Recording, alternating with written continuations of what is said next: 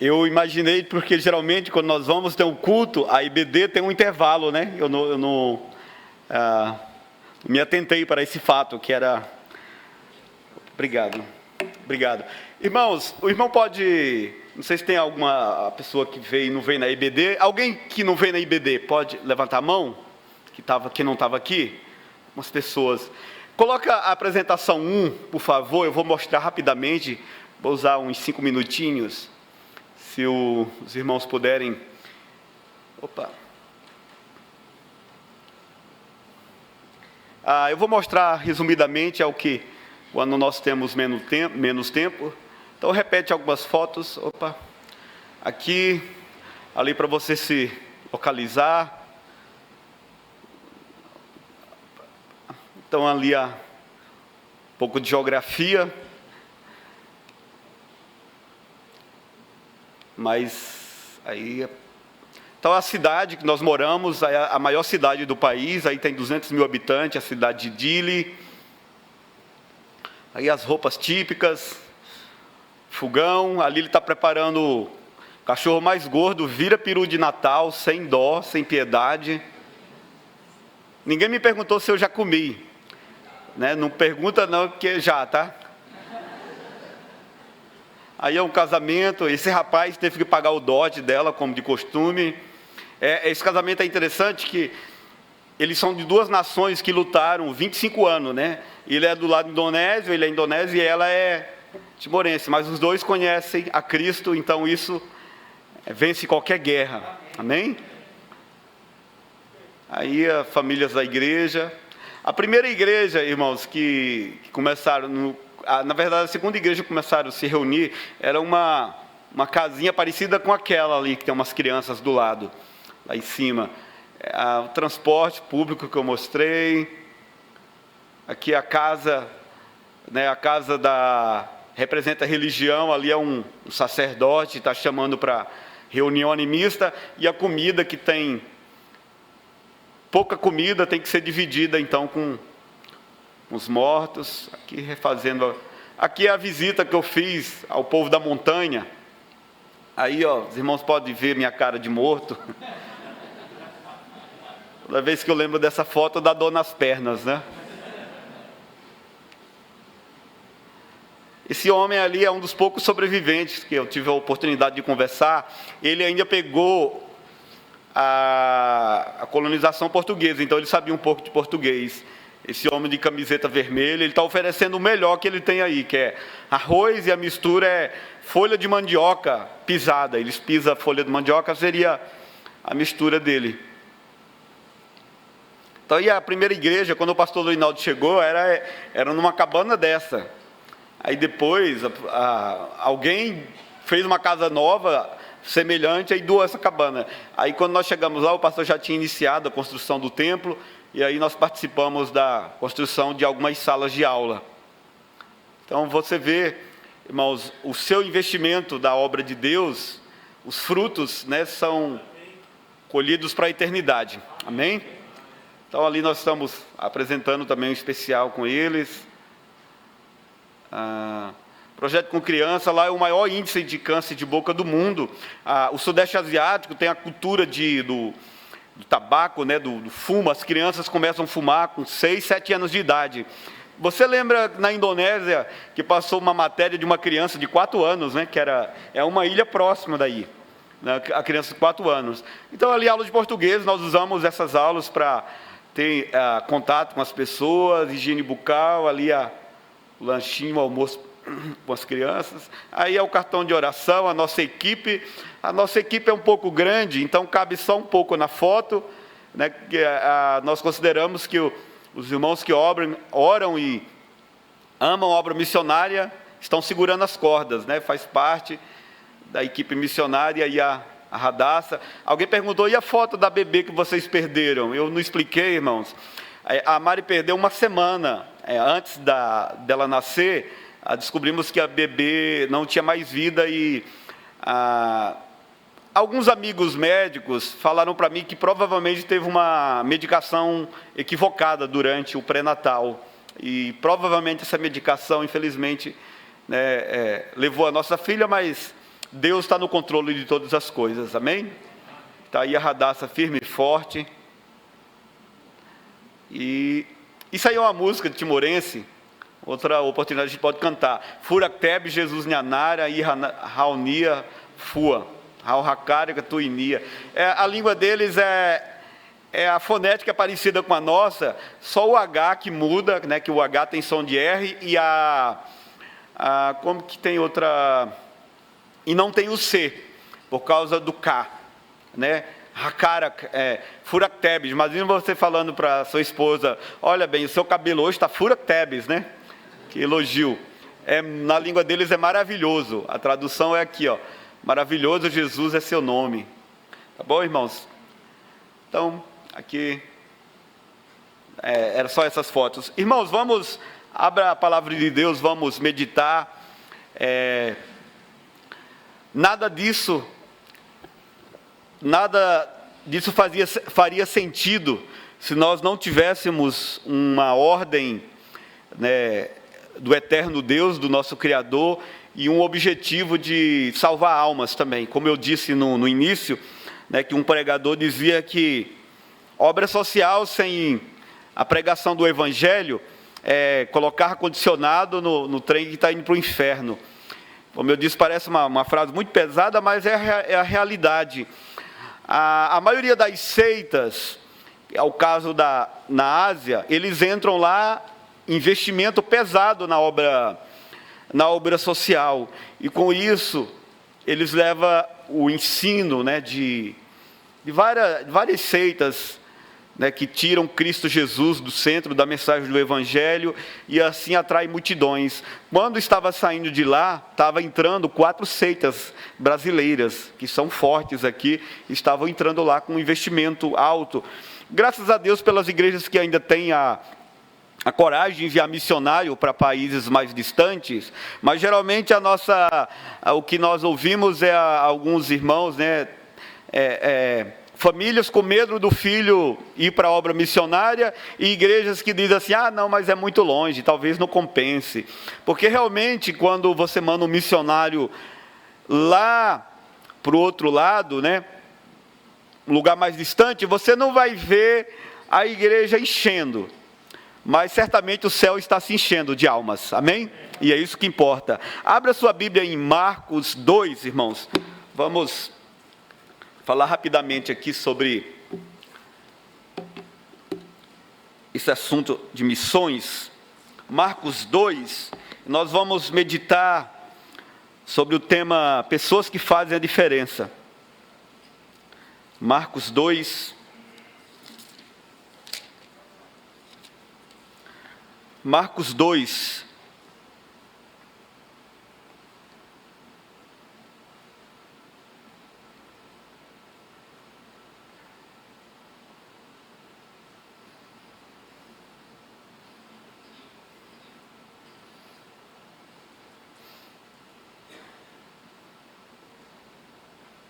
Marcos 2 diz, do 1 ao 12, diz: E alguns dias depois, entrou outra vez em Cafarnaum, e soube-se que estava em casa. E logo se ajuntaram tantos, que nem ainda nos lugares junto à porta cabiam. E anunciava-lhes a palavra. E vieram ter com ele conduzindo um paralítico trazido por 4. E não podendo aproximar-se dele, por causa da multidão, descobriram o telhado onde estava, e fazendo buraco, baixaram o leito em que jazia o paralítico. E Jesus, vendo a fé deles, disse ao paralítico: Filho, perdoados estão os teus pecados. E estavam ali assentados alguns dos escribas, que arrazoavam em seus corações, dizendo: Por que diz este assim blasfêmias? Quem pode perdoar pecados, senão só Deus? E Jesus, conhecendo logo em seu espírito que assim arrazoava entre si, disse-lhe: Por que arrazoais sobre essas coisas em vossos corações? Qual é mais fácil, dizer ao paralítico: estão perdoados os teus pecados, ou dizer-lhe: levanta-te e toma o teu leito e anda? Ora, para que saibais que o Filho do Homem tem na terra poder para perdoar pecados, disse ao paralítico: a ti te digo, levanta-te, toma o teu leito e vai para a tua casa. Levantou-se e, tomando logo o leito, saiu em presença de todos, de sorte que todos se admiraram e glorificaram a Deus, dizendo: nunca tal vimos. Oremos. Ó Deus de misericórdia, Deus Todo-Poderoso, que faz milagres, ó Deus, levantando, ó Deus, pessoas que estavam condenadas, ó Deus, a uma enfermidade da cama, e nós acreditamos, ó Deus, que o Senhor é o mesmo, o Senhor de hoje e para sempre, ó Pai, por toda a eternidade. Nos abençoa nessa manhã, nos ajude, ó Deus, a compartilhar com os nossos irmãos a verdade, ó Deus, que é a Tua palavra, Senhor. Em nome de Jesus nós te pedimos, amém. Amém, irmãos? Então, irmãos, lendo os evangelhos, né, nós nos deparamos em histórias maravilhosas como essa que nós lemos. Jesus ensinava nas sinagogas, quando ele teve a oportunidade, até que chegou um dia que parece que ele não queriam mais que ele ensinasse lá. Mas é interessante que nessa passagem aqui, as pessoas não estavam mais com paciência de esperar chegar sábado. Descobriram onde era a casa do Senhor Jesus, e diz que na casa de Jesus, um amigo disse que Jesus não tinha nada, né? Ele disse que não tinha onde reclinar a cabeça. Provavelmente era uma casa emprestada, em Cafarnaum. E lá estava a multidão para ouvir Jesus, e é nesse contexto, irmãos, que Jesus muda a vida desse paralítico, mas Deus usa pessoas para levar aquele paralítico até Cristo. Então, irmãos, nós vamos meditar sobre o tema de pessoas que fazem a diferença. Fazer a diferença é entregar algo mais, né? Diz que é ir além daquilo que se pede. O mundo e a história do mundo reconhece pessoas que fizeram a diferença na sua geração, no seu contexto. E a Bíblia, é interessante que a Bíblia também, irmãos, nós temos os registros de muitas pessoas que fizeram a diferença na sua geração, né? Fizeram a diferença não porque eram melhores ou mais capazes ou tinham mais recursos, mas porque estavam seguindo Deus, que faz a diferença. Amém? Porque nem todas as pessoas que têm oportunidade estão dispostas a fazer a diferença. Quando você vai ler as histórias dos reis de Israel e Judá, né? A maioria, e fez o que era mal aos olhos do Senhor. Mas é interessante que teve um homem lá, que é o tal de Jeorão, lá em Crônicas. Esse homem teve tudo para fazer, que ele era um rei, mas a Bíblia diz, em 2 Crônicas 21, 20, que diz que ele morreu, partiu sem deixar saudade. Tem pessoas que, além de não fazer a diferença, ele parte, nem saudade deixa, né? Aquele tipo de pessoa que parte e as pessoas dizem: foi tarde. Tomara que esse não seja o seu caso, né? O nosso caso. Pela graça de Deus não vai ser. Então, irmãos, é interessante que Deus, o Senhor Jesus Cristo, o Evangelho, chama os crentes para fazer a diferença. Amém? Nós cremos que ninguém foi salvo para só ocupar um local na igreja, né? É aquele ditado, né? Virou um jargão, né? Esquenta branco, né? Diz que na igreja e na obra de Deus, irmãos, há muito trabalho. Então só não trabalha quem não quer. Então Deus nos chama para fazer a diferença. Quando Jesus diz que a igreja, que o crente tem que ser luz, ele está dizendo, em outras palavras, o crente tem que ser diferente. Amém? Na maneira de andar, de se vestir, na maneira de falar, na maneira de trabalhar. Então ele tem que ser luz. Então nós vamos ver aqui, irmãos, em primeiro lugar, eu gostaria de destacar a condição do paralítico. A condição do paralítico, é interessante que esse homem, nós poderemos fazer uma analogia que ele representa muito bem a todas as pessoas que ainda não conhecem a Cristo como seu Salvador. Em outras palavras, a pessoa que nunca teve um encontro com Cristo, ela é espiritualmente paralítica. Então a condição daquele homem, imagina, ele estava condenado a uma cama, parecia uma causa perdida, jamais ele conseguiria ir ao mestre as suas próprias pernas, né, pelo seu próprio esforço. Irmãos, na Bíblia, nós vemos essa analogia de doenças físicas ao pecado. E faz sentido porque o pecado é a maior paralisia de todas. Alguém disse que o pecado é a maior enfermidade, porque através do pecado que entrou todas as outras mazelas, né, da vida. E hoje em dia, irmãos, não é diferente, tem multidões de pessoas paralisadas. Como diz um pregador, ainda que bem vestidas, né, bonitas exteriormente, mas no coração, ali falta o Evangelho de Cristo. Às vezes tem uma mágoa ali, uma perda na família, uma mágoa num relacionamento mal sucedido. Então, as pessoas estão paralisadas espiritualmente, sem vida, né, sem Deus, e precisa de ajuda, né, para chegar até Cristo e ter sua vida espiritual restaurada. Então, irmãos, lembre disso, que esse paralítico representa isso, as pessoas, representa toda pessoa que ainda não teve um encontro com Cristo.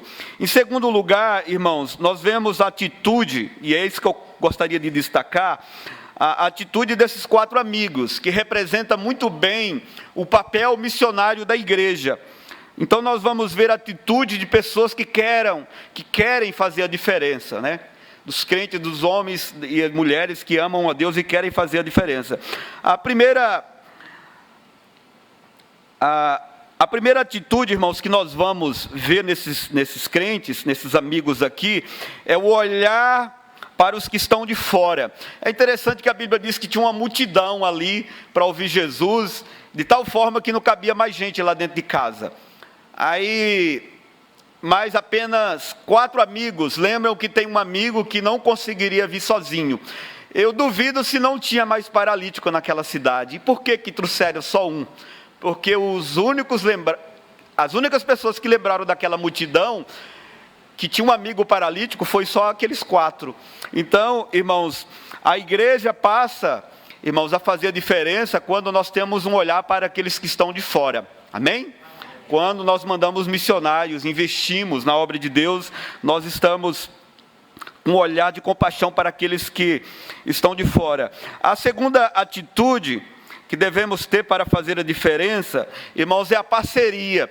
Imagina a dificuldade que aqueles 4 amigos teria se um deles desistisse ou se fosse só um, né? Se não tivesse aquela parceria. Imagina a dificuldade, né? A obra de Deus, irmãos, ninguém consegue fazer a obra de Deus sozinho. Disse que a única pessoa que poderia fazer a obra de Deus sozinho era Jesus, e ele escolheu não fazer sozinho, né? Ele escolheu os 12 apóstolos, seus discípulos, depois enviou, né, os 70 ali de 2 em 2, e depois então, ele determinou que toda a igreja fizesse a obra de Deus. Deus quer que os crentes façam a diferença em parceria. Amém?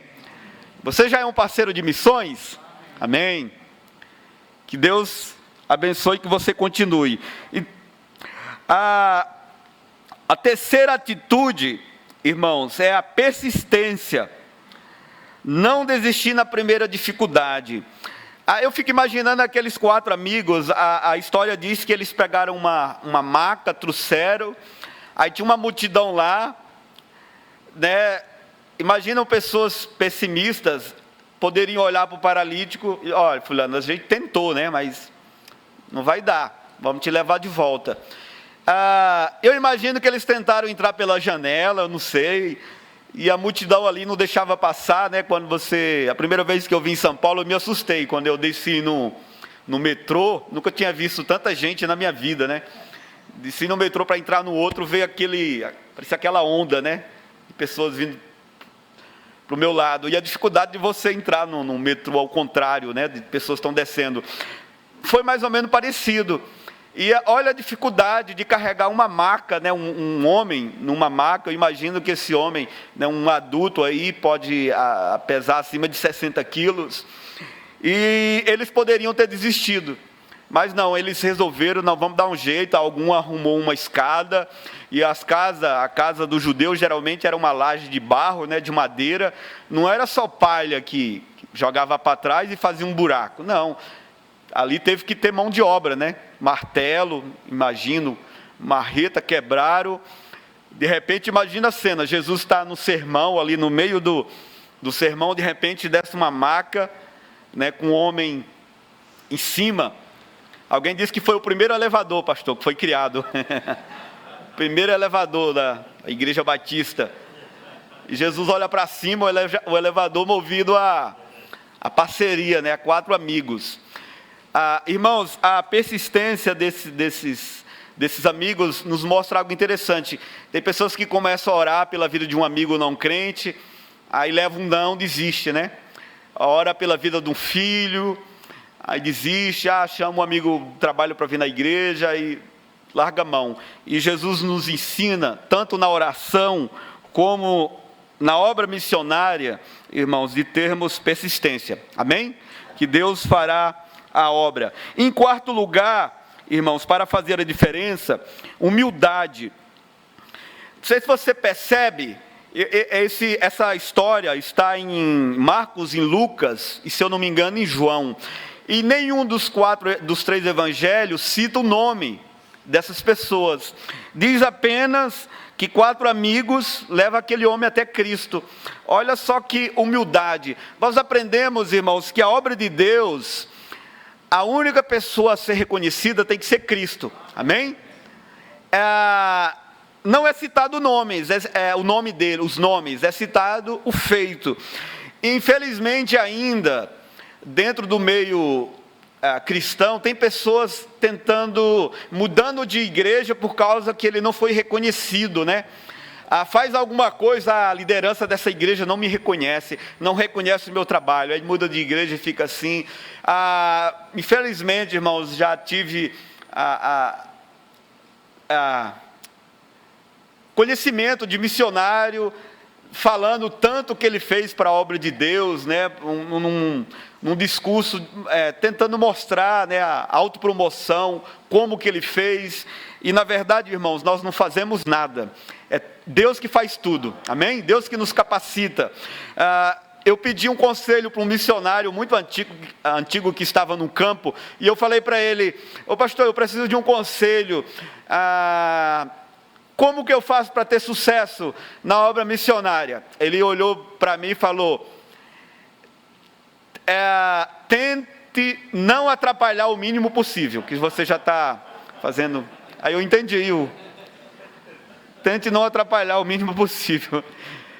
Interessante, né? Então, irmãos, Provérbios 27:2 diz: que outro te louve, e não a tua própria boca, o estranho, e não os teus lábios. Então não cabe, irmãos, ao crente ficar contando e batendo no peito, dizendo: olha, metade das pessoas aqui foi eu que trouxe para a igreja. Infelizmente eu vi um jovem uma vez, ele tocava muito bem, e ele teve um desentendimento lá, e a diretoria teve que disciplinar. Ele falou: olha, não ponha o dedo em mim, se vocês me disciplinar, eu vou embora dessa igreja e vocês vão ficar sem músico. Se eu for embora aqui, nem louvor tem. Mas isso só acontece lá no outro planeta, né? Infelizmente, irmãos, tem pessoas dentro da igreja ainda lutando para o reconhecimento. E por último lugar, irmãos, nessa história, nós temos aqui 3 grupos de pessoas bem representadas. Pessoas que fazem a diferença, pessoas que precisam de alguém que faça a diferença na vida dele, que são as pessoas que não conhecem a Cristo como seu Salvador. Infelizmente também tem aquelas pessoas que atrapalham aqueles que querem fazer a diferença. Você lê o texto no versículo 3, no versículo 4 diz: aí não podendo aproximar-se dele por causa da multidão. Então tem a multidão aqui que era um empecilho. né? E aqueles 4 amigos, então, são pessoas que querem fazer a diferença. E tem os paralíticos que precisam, esse homem que estava na maca, precisava de ir até Cristo, né, para Cristo restaurar a vida dele e salvar a alma dele. A pergunta que nós fazemos é: qual grupo desses nós estamos incluídos, né? Será que nós somos pessoas que fazem a diferença? Será que nós somos as pessoas, ou aquelas pessoas que atrapalham aqueles que querem fazer a diferença? Ou aquelas pessoas que precisam ir até Cristo para ter, né, um pecado perdoado, algo restaurado em nossa vida espiritual? Nós vemos aqui, irmãos, os 4 amigos, né? Os 4 amigos representam, então, justamente essas pessoas que não medem esforço para levar até as pessoas até Cristo. A multidão, então, representa e os fariseus representam aquelas pessoas que atrapalham, né? Aquele que não ajuda e ainda atrapalha. Seria bem mais fácil se ali tivesse alguém, né, mais educado. Olha, vamos abrir aí um espaço, vamos deixar as pessoas que precisam mais de Jesus a chegar até Cristo. E diz que a multidão ali parece que não arredou o pé, né? Estava lá, e tinha outros que ainda estavam lá para ver se Jesus caía em alguma doutrina, né, segundo eles, para eles poderem criticarem a Jesus, que era os fariseus. Irmãos, nós aplicamos isso em nossas vidas, porque no mundo sempre tem coisas tentando nos impedir de ir até Cristo. Sempre tem coisas mais coloridas e mais atraentes no mundo, tentando ali nos segurar para que você não possa ser um crente melhor, para que você não ore mais por missões, para que você não frequente os cultos com mais frequência, para que você não leia a sua Bíblia com a maior frequência. Sempre tem coisas no mundo aí tentando nos afastar de Deus. As pessoas perdidas também da mesma forma, né? Quando eu começava a dar estudo, irmãos, para alguém, eu sempre falava para ele, eu dizia: agora vai acontecer coisas que nunca aconteceu na sua vida, justamente no horário que nós marcamos compromisso, né? De estudar a Bíblia, de ler a Bíblia, de fazer um devocional. E era interessante que a maioria testemunhava isso nos próprios encontros, né? Olha, já chegou o caso da pessoa dizer: aquela menina que nunca me deu bola, agora está caidinha por mim, acredita? Convidou até para sair, mas no horário de culto, né? Infelizmente, muitos têm se afastado de Deus. Irmãos, mas tem aqueles que não medem esforço para levar as pessoas até Cristo, né? Que estão dispostos a quebrar telhados, amém? E para terminar, por último, irmãos, muitos telhados ainda precisam ser quebrados para que a obra missionária aconteça. O telhado da desconfiança, o telhado de uma cultura diferente, da distância, né? Ainda, infelizmente, no meio cristão, tem pais, famílias que ainda ficam com medo do filho se envolver com obra missionária. Tem uma senhora que certa vez falou para mim: olha, eu tinha muita amizade com o filho dela, e ela disse: eu nunca vou te perdoar se você chamar o meu filho para ir para a obra missionária. Outra senhora falou para mim: coitado de vocês, né? Vocês vivem com com a boa vontade das pessoas, pela boa vontade das pessoas. Irmãos, graças a Deus não é verdade, amém? Nós vivemos pela boa vontade de Deus, e é Deus que nos mantém, é Deus que nos sustenta. Lógico que Deus determinou que fosse através da igreja dele. Então, irmãos, qual telhado da sua vida precisa ser quebrado para que você possa estar mais perto de Cristo, ou para que você possa levar mais pessoas até Cristo? Será que é a timidez? Tem pessoas que falam como Moisés, né? Olha, eu sou pesado em línguas, eu não sei evangelizar direito. Chama para ir no culto, entrega um folheto, dá uma Bíblia de presente para essa pessoa. Será que é o telhado, né, da timidez, aí, da vergonha, ou acha que não tem conhecimento? Irmãos, muitos telhados precisam ser quebrados, e Deus pode nos ajudar a fazer isso, amém? Deus usa a sua vida, e fazer a obra de Deus é maravilhoso. Obrigado pelo tempo, pelo privilégio e pela oportunidade. O pastor Ebenezer tem a palavra.